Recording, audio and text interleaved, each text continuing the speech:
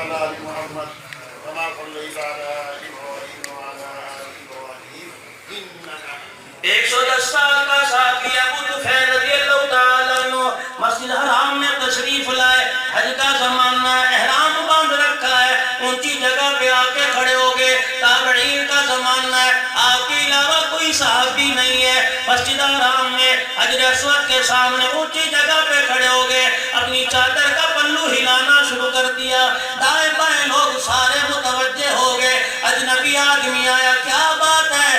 ابو طفیل رضی اللہ تعالیٰ عنہ کہنے لگے، او لوگو، رحمت دو عالم صلی اللہ علیہ وسلم کو دنیا سے گئے 100 سال ہو گیا اور میری عمر 110 سال ہے. میرے پاس وہ آنکھ موجود ہے جس نے رسول اللہ کے چہرے کی زیارت کی ہے. سبحان اللہ.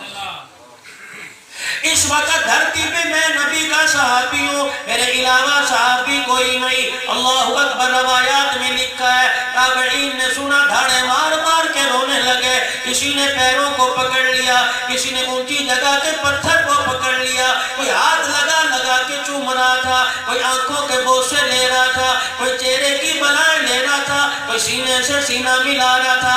اللہ اکبر. حج کا زمانہ، تم یہاں بیٹھے ہو، تم میرے سے پوچھو گے مولوی صاحب فلانا مسئلہ کیسا، مولوی صاحب فلانا مسئلہ کیسا، موقع کی مناسبت سے مسئلہ پوچھو گے. نبی کا صحابی ہے، تابعین کو تو موقع مل گیا، حج کا زمانہ ہے، حضور کا طواف پوچھتے، میرے نبی نے طواف کیسے کیا، میرے نبی نے مقام ابراہیم پہ نفل کیسے پڑھے، حضور کا انداز میرے عزیز و زمزم کا پینے کا کیسا تھا، رحمت دو عالم صلی اللہ علیہ وسلم کا صفا مروہ پہ دوڑنا کیسا تھا، احرام کی حالت میں وقوف عرفات کیسا تھا، مزدلفہ میں راتوں کا رونا کیسا تھا، مینا میں قربانی کرنا کیسا تھا.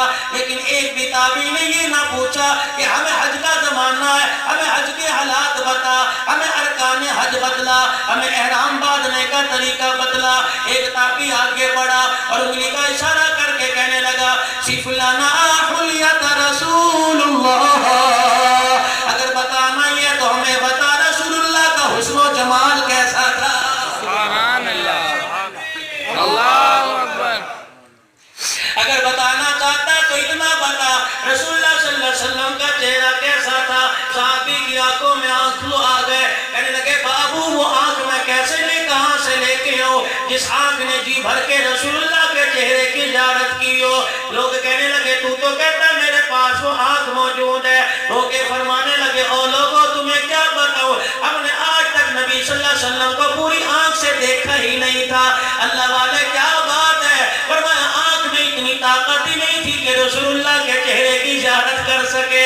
اگر آنکھ بھر کے دیکھا تو ایک نبی کا شاعر رسول ہے جسے حسان بن ثابت کہتے ہیں، جس نے دیکھا دیکھ کے بے ساختہ بول اٹھا، وَأَحْسَنُ مِنْكَ لَمْ تَرَ قَطُّ عَيْنِي وَأَجْمَلُ مِنْكَ لَمْ تَلِدِ النِّسَاءُ خُلِقْتَ مُبَرَّأً مِنْ كُلِّ عَيْبٍ كَأَنَّكَ قَدْ خُلِقْتَ كَمَا تَشَاءُ.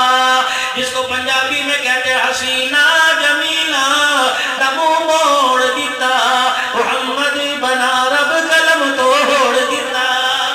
نعرہ تکبیر، اللہ اکبر. تاجدار ختم نبوت، زندہ باد. شان محمد مصطفیٰ، زندہ باد. شان صحابہ، زندہ باد. عظمت صحابہ، زندہ باد. عقیدہ حیات الانبیاء، زندہ باد. خلافت راشدہ، حق جاری. نعرہ تکبیر. اللہ اکبر. ابو طفیل رضی اللہ تعالیٰ عنہ کہنے لگے میں وہ آنکھ کہاں سے لے کے آؤں جس نے پوری آنکھ سے اللہ اکبر پورے آنکھ کے حالے میں حضور کا عکس اتارا ہو. پھر فرمانے لگے اگر دیکھنا ہو تو حسان کو دیکھو اور اس سے جا کے پوچھو نبی کا حسن و جمال کیسا تھا. اور نظر سارے حسان بن ثابت کی قبر پہ چلتے ہیں. حسان تو بدلا معاملہ الجھا ہوا ہے. کوئی کہتا ہم نے جی بھر کے دیکھا لیکن پوری آنکھ سے نہ دیکھا. حسان تو بدلا، رحمت دو عالم صلی اللہ علیہ وسلم کے چہرہ انور کی زیارت کیسے کی. حسان رضی اللہ تعالیٰ عنہ وجد میں آگے بول اٹھے، او لوگو ابو طفیل غلط نہیں کہہ رہے، صحیح کہہ رہے ہیں. میرے سمیت کوئی بھی آنکھ ایسی نہیں جس نے پوری آنکھ سے رسول اللہ کے چہرے کی زیارت کی ہو. پھر حسان بن ثابت نے کیوں کہہ دیا وَأَحْسَنُ مِنْكَ لَمْ تَرَ قَطُّ عَيْنِي. حسان بتا تیرے دیکھنے کا انداز کیسا تھا. حضرت حسان بن ثابت رضی اللہ تعالیٰ